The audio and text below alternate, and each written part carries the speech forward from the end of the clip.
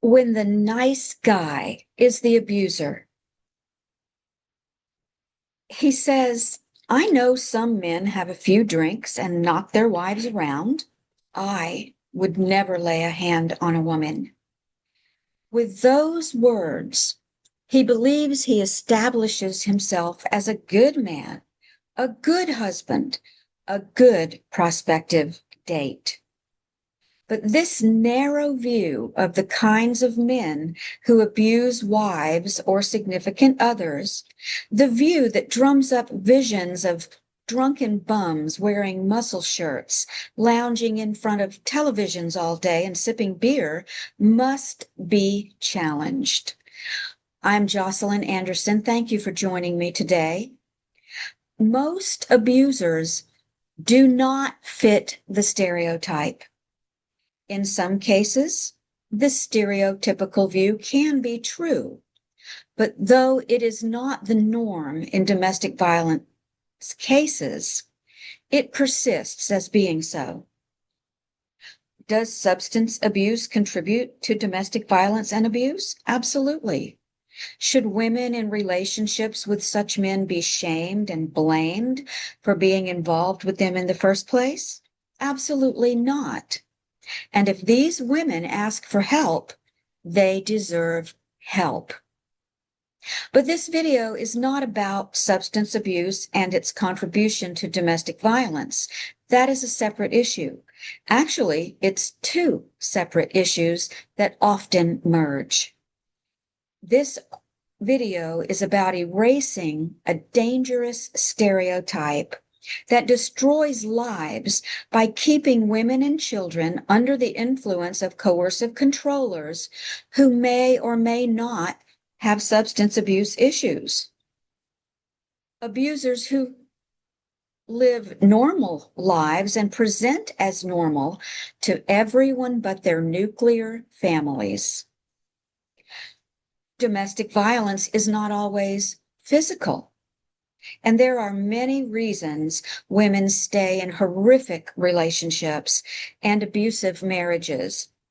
And this is exacerbated when those they turn to for help, even police, refuse to help because they cannot picture the accused abuser as fitting the stereotype. Can an abuser appear normal? Abusers are very good at fooling people, even law enforcement.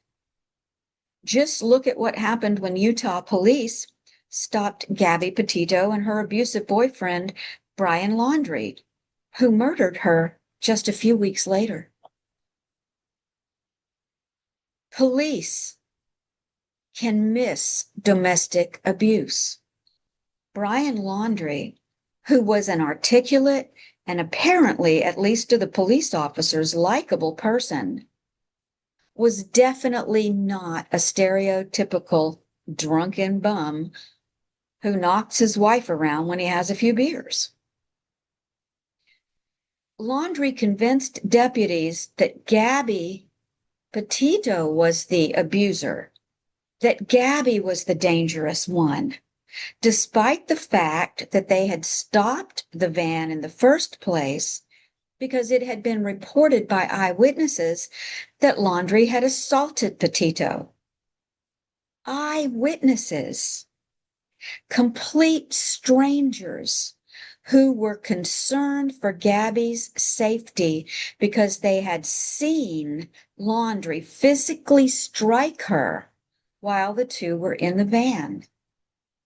During the police stop, Brian Laundrie presented as relaxed, pleasant, and entirely in control, while Gabby was an emotional wreck, which is exactly what Laundrie wanted and worked in his favor. I write about this in my book about Christian response to domestic violence. I'll give you a quote from the book. Begin quote, "Doesn't that accurately sum up the various aspects of an abuser? Don't abusers typically say one thing now and another later, torturously keeping tension levels high Don't they seem to glory in keeping their victims confused and off-balance emotional wrecks? Indeed, doesn't it seem to be a validating experience for them? End quote.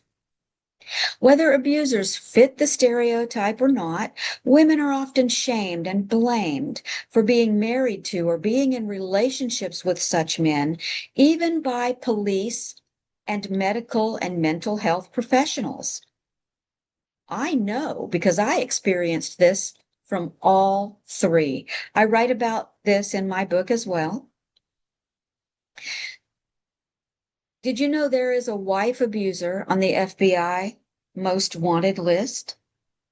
Mary Fisher was another victim of abuse who was married to a man who did not fit the stereotype. She was married to a coercive controller who was respected in his community and who led men's groups in their church, a church that taught men to lead and women to follow, as most churches do. Mary was active in her church, and like her father-in-law like her mother-in-law, well, her father-in-law also attended the same church. But like her mother-in-law, Mary was known as a yes, sir wife. On April 10, 2001, Mary's husband, Robert William Fisher, brutally murdered his wife. He also brutally murdered his children. He then disappeared and was never seen again. Today, Robert Fisher remains on the FBI most wanted list.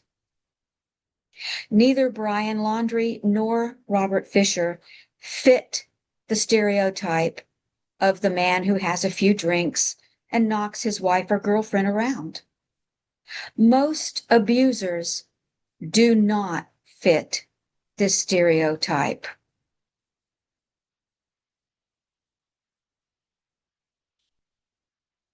I'm Jocelyn Anderson. I thank you for joining me today. If you haven't already done so, please subscribe to my channel. Leave a comment and a rating. That helps the channel grow and become more visible to those who will benefit from us.